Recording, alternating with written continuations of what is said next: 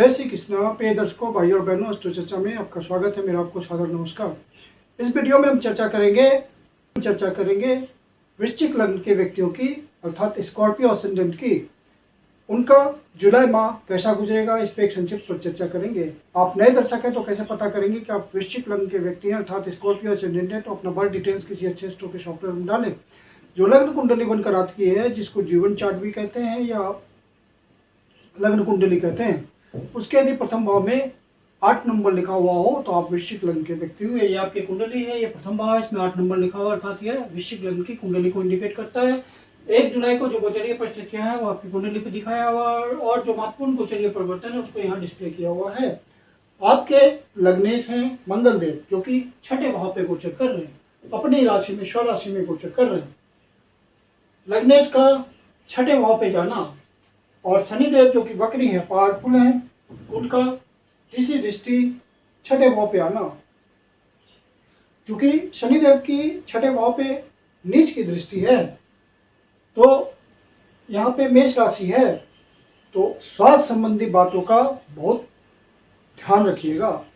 जो शनिदेव की नीच की दृष्टि है तो स्वास्थ्य संबंधी प्रॉब्लम आने के ज्यादा चांसेस हैं, क्योंकि शनिदेव चूंकि वक्री अवस्था में है,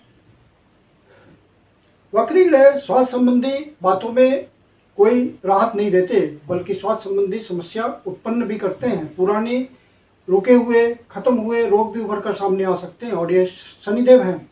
शनिदेव तो खुद ही रोग के जनक होते हैं, इसलिए आपको स्वास्थ्य का विशेष रूप से ध्यान देना है, क्योंकि 6ठे भाव पे शनिदेव की नीच की दृष्टि है और मंगलदेव आपके लग्नेश हैं।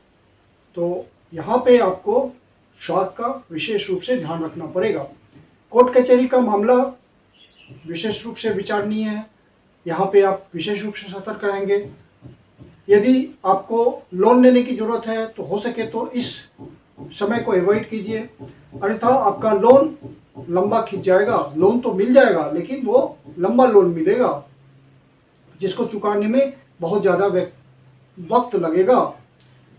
अब मंगलदेव यहाँ से चौथी दृष्टि से 9वें भाव को देख रहे हैं, और इनकी भी दृष्टि नीच की हो रही है भाग्य भाव पे। तो यहाँ पे आपको अपने गुरुजनों से किसी भी तरह का वाद विवाद नहीं करना है, एग्रेशन नहीं करना है, क्योंकि मंगलदेव एग्रेशन वाली राशि में गोचर कर रहे हैं। मेष राशि में अग्नि तत्व की राशि है और एग्रेशन वाली राशि है, तो आप किसी भी तरह कोई भी कंफ्यूजन हो, वहां पे बहुत सोच विचार करके अपने पिता तुल्य जो भी आपके गुरुजन हैं, बड़े लोग हैं, उन सबका आदर सम्मान करना है। किसी भी तरह हिस्ट्री नेचर नहीं दिखाना है, जल्दबाजी में कोई गुस्सा नहीं करना है। इन सब बातों का ध्यान रखना है, क्योंकि मंगलदेव की नीच की दृष्टि है, आपको उत्तेजित कर सकती है बिना मतलब का। तो यहाँ पे आपको सतर्क रहना है। फिर मंगलदेव की आपके लग्नेश की दृष्टि 12वें भाव पे है, सीधी दृष्टि, तो बाहर से संबंध बनाने के लिए ये अच्छा है। और शनिदेव आपके तीसरे भाव के भी फल देंगे, क्योंकि वक्री अवस्था में हैं। तो जो भी स्टूडेंट बाहर निकलना चाहते हैं पढ़ने के लिए, उनके लिए बढ़िया समय होगा। और जिनका काम धंधा बाहर से चलता है, एक्सपोर्ट इंपोर्ट के धंधे में है, या किसी प्रकार से बाहर से संबंध बना के चलते हैं, या बाहर से संबंध बना के चलना चाहते हैं, ऑनलाइन ट्रेडिंग करना चाहते हैं, ऑनलाइन कोई संबंध बनाना चाहते हैं, ऑनलाइन बिजनेस करना चाहते हैं, तो ये समय बढ़िया गुजरेगा, इस्टेब्लिश होंगे रिलेशन। फिर मंगलदेव की 8वीं दृष्टि लग्न पे है, और शनिदेव की 10वीं दृष्टि लग्न पे है, और बृहस्पति देव की 7वीं दृष्टि लग्न पे है, अर्थात आपका लग्न विशेष रूप से एक्टिव हो रहा है।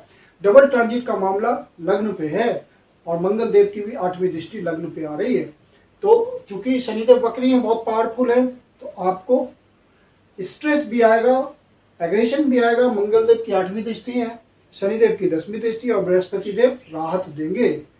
तो अपने स्वास्थ्य का विशेष रूप से ध्यान रखिएगा, क्योंकि ये डबल फैक्टर है। यहाँ से शनिदेव नीच की दृष्टि से 6ठे भाव को देख रहे हैं, तीसरी दृष्टि से, और 10वीं दृष्टि से लग्न को देख रहे हैं, और मंगलदेव भी एग्रेशन 6ठे भाव में बैठ करके लग्न को देख रहे हैं। हालांकि लग्नेश है, लेकिन फिर भी प्रभाव तो आएगा ही। तो स्वास्थ्य की दृष्टि से बहुत क्रिटिकल आपको ध्यान रखना है। किसी भी तरह का टेंशन नहीं लेना है और अपने स्वास्थ्य का विशेष रूप से ख्याल रखना है। मेडिटेशन से जुड़े रहिए, योगा से जुड़े रहिए, वॉकिंग कीजिए, एक्सरसाइज कीजिए। इन सब बातों को विशेष रूप से आपको करते हुए अपने स्वास्थ्य को ठीक रखने का प्रयास करना है। सूर्यदेव और शुक्रदेव अष्टम भाव पे गोचर कर रहे हैं और बुध देव की राशि में गोचर कर रहे हैं। तो चूंकि सूर्यदेव आपके दसम भाव के स्वामी हैं, तो किसी तरह का कार्य क्षेत्र में प्रॉब्लम आ सकती है। शनिदेव भी यहाँ से वक्री अवस्था में आपके कर्म क्षेत्र को देख रहे हैं 7वीं दृष्टि से, तो कुछ हार्डशिप हो सकता है। अपने सीनियर से किसी भी तरह का आपको मनमुटाव नहीं करना है, तालमेल बना के चलना है, ओबीडियंस बना के रखना है। चाहे आप नौकरी सरकारी करते हो या प्राइवेट नौकरी करते हो, इस बात का विशेष रूप से ध्यान रखना है। और यदि आप बिजनेस करते हो तो वहाँ भी आपको सारे प्लानिंग प्रॉपर ढंग से करने हैं।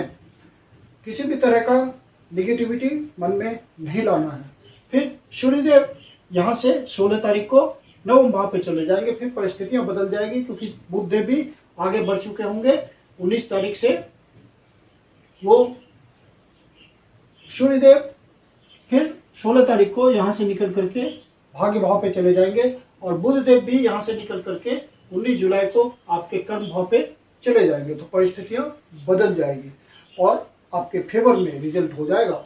तो जब तक सूर्यदेव यहाँ गोचर कर रहे हैं तो आप विशेष रूप से ध्यान रखिए। सरकारी अधिकारियों से किसी प्रकार का अनबन नहीं होना चाहिए। यदि उनका आपसे संबंध बनता है, किसी तरह का कॉन्टैक्ट है, यदि आपका काम धंधा सरकारी अधिकारियों से चलता है, सरकार से चलता है, तो वहाँ आपको विशेष रूप से ध्यान रखने की जरूरत है। और सूर्यदेव यहाँ गोचर करते हुए चूंकि शुक्रदेव भी यहाँ मौजूद हैं और शुक्रदेव आपके स्टेटस भाव के स्वामी हैं और साथ में 12वें भाव के स्वामी हैं, तो कोई बाहर पोस्टिंग वोस्टिंग का मामला बन सकता है तत्कालिक रूप से और आपका खर्च भी हो सकता है इन सब बातों पे। तो आप अपने खर्च का विशेष रूप से ध्यान रखिएगा। और अचानक से आपको आय की प्राप्ति भी हो सकती है, क्योंकि ये आकस्मिकता का भाव है। आपको अचानक से धन की प्राप्ति हो सकती है। लेगेसी का मामला अचानक से सॉल्व हो सकता है। यदि आप किसी तरह के उस सेक्टर में हैं जहां आप दूसरे के धन का मैनेजमेंट करते हो, इंश्योरेंस सेक्टर में हो, बैंक के थ्रू लोन प्रोवाइड करते हो, ऐसे सरकारी एजेंसी से जुड़े हुए हैं जहां आपकी कमीशनिंग होती है, किसी ऐसे धंधे में हो जहाँ समय और अवसर के अनुसार आपके रेट्स वेरी करते हैं, उतार चढ़ाव आता है, बिजनेसमैन आप उस टाइप के, तो आप अच्छा कमा लेंगे इस समय। और फिर सूर्यदेव जब नवम भाव पे आ जाएंगे तो आपके दसम भाव के स्वामी हैं, तो भाग्य का साथ मिलेगा आपको। कर्म क्षेत्र में फिर मजबूती आएगी। लेकिन जब तक आपको कोई प्रॉपर ठोस जॉब चेंज की अपॉर्चुनिटी ना मिले, अवसर ना मिले, तब तक आप जॉब चेंज नहीं करेंगे। इस बात का ध्यान रखिएगा, अन्यथा नए जॉब में जाने से आपको परेशानी हो सकती है। पहले जहां थे उससे खराब स्थिति आपकी होगी। और राहुदेव पंचम भाव पे गोचर कर रहे हैं।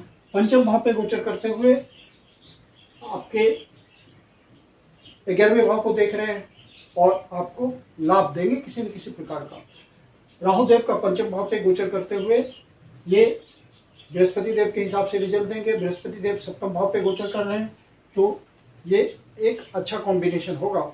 आपको नए अवसर मिलेंगे और उन अवसर को आप अपने फेवर में धन प्राप्ति के लिए उपयोग कर सकते हैं। आपकी प्लानिंग यदि आप सोच समझ के करें तो आपको अच्छा फल मिलेगा।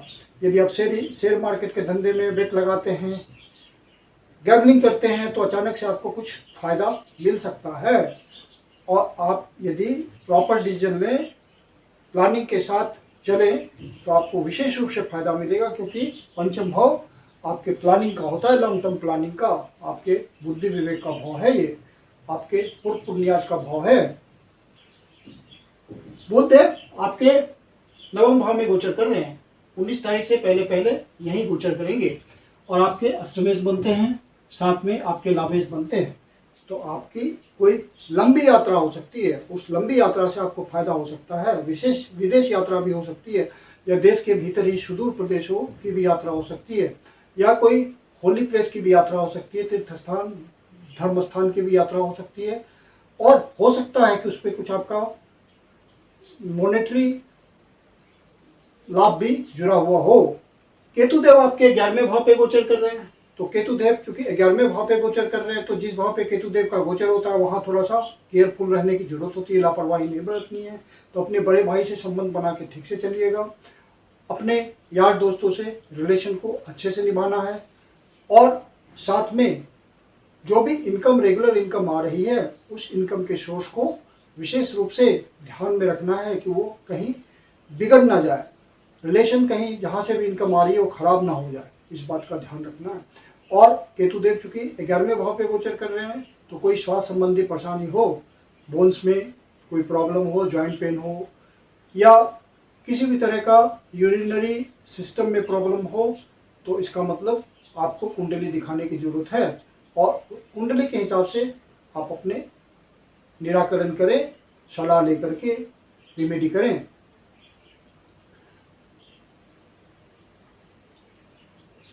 बुधदेव 19 जुलाई को 10वें भाव पे गोचर करेंगे, तो एक अच्छी स्थिति होगी।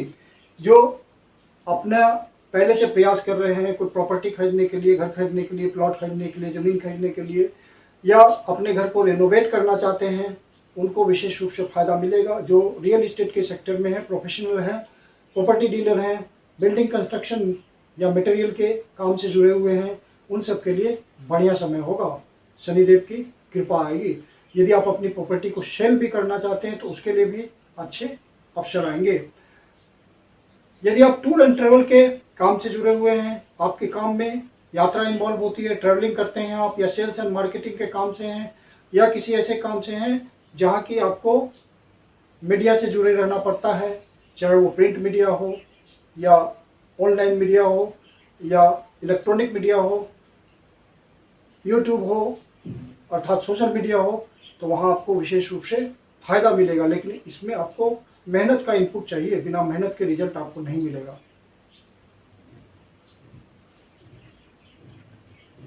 चंद्रदेव का गोचर 6ठे भाव से प्रारंभ हो रहा है, मंथ के शुरू में 6ठे भाव पे गोचर करेंगे। और चंद्रदेव का गोचर हम मासिक फल में नहीं लेते हैं, क्योंकि इनकी स्थिति गोचर में हर 2.25 दिन में बदल जाती है। और यदि आपकी कुंडली में ओरिजिनल नेटल चार्ट में चंद्रदेव की स्थिति सुदृढ़ हुई, अच्छा रिजल्ट दे रहे होंगे, तो आपको इन सब भावों का रिजल्ट मिलेगा, अच्छा रिजल्ट मिलेगा। 1 तारीख को चंद्रदेव 6ठे भाव पे गोचर कर रहे हैं, तो आपको विशेष रूप से किसी से अनावश्यक बहस में नहीं उलझना है, कोर्ट कचहरी का मामला से बचना है, और अनावश्यक फाइट नहीं करनी है किसी से, क्योंकि हाइट के बहुत ज़्यादा चांसेस होंगे, चोट चाट के बहुत ज़्यादा चांस होंगे, एक्सीडेंट के चांस होंगे, क्योंकि मंगलदेव 6ठे भाव में है और एग्रेशन वाली राशि में है, एनर्जी वाली राशि में है। तो इस बात का ध्यान रखना है, स्वास्थ्य का विशेष रूप से ध्यान रखना है। फिर चंद्रदेव मिथुन राशि में, अर्थात आपके 8वें भाव पे गोचर करेंगे 4, 5 और 6 तारीख को। तो इन दिनों आपको कोई निगेटिव न्यूज मिल सकता है, कोई इंपॉर्टेंट डिसीजन ना लें। यदि आपके ज़्यादा निगेटिविटी महसूस हो रही है, तो शिव जी के मंदिर में जाकर शिवलिंग को दूध से या दूध मिश्रित जल से अभिषेक करें, या जल से अभिषेक करें, ओम नमः शिवाय का पाठ करें, शिव जी आपकी पीड़ा हर लेंगे, या विष्णु सहस्त्रनाम का सहारा लें। फिर चंद्रदेव 12वें भाव पे गोचर कर रहे हैं। फिर चंद्रदेव 12वें भाव पे तुला राशि में गोचर कर रहे हैं 14, 15 और 16 तारीख को। तो इन दिनों आपका खर्चा बढ़ा हुआ हो सकता है, अनावश्यक बजट बिगड़ सकता है, आर्थिक संतुलन बनाए रखिएगा। इन दिनों कोई यात्रा हो सकती है, फैमिली ट्रिप लग सकता है, या ऑफिस के पर्पज से आपका ट्रिप लग सकता है, विदेश जा सकते हैं, या अपने देश के भीतर ही सुदूर प्रदेशों की यात्रा कर सकते हैं। तो कुल मिला के आपको स्वास्थ्य का ध्यान रखना है इस महीने, डिसीजन सही से लेने हैं, और अनावश्यक किसी से उलझना नहीं है। इन सब बातों का ध्यान रखते हुए यह महीना आपको बढ़िया फल देगा। रेगुलर इनकम की प्राप्ति होते रहेगी, उसमें कोई कमी नहीं है, तालमेल बना के चलना है, बस ये महीना सकुशल गुजर जाएगा। मैं कुंदन शर्मा आप लोग का हार्दिक स्वागत करता हूं।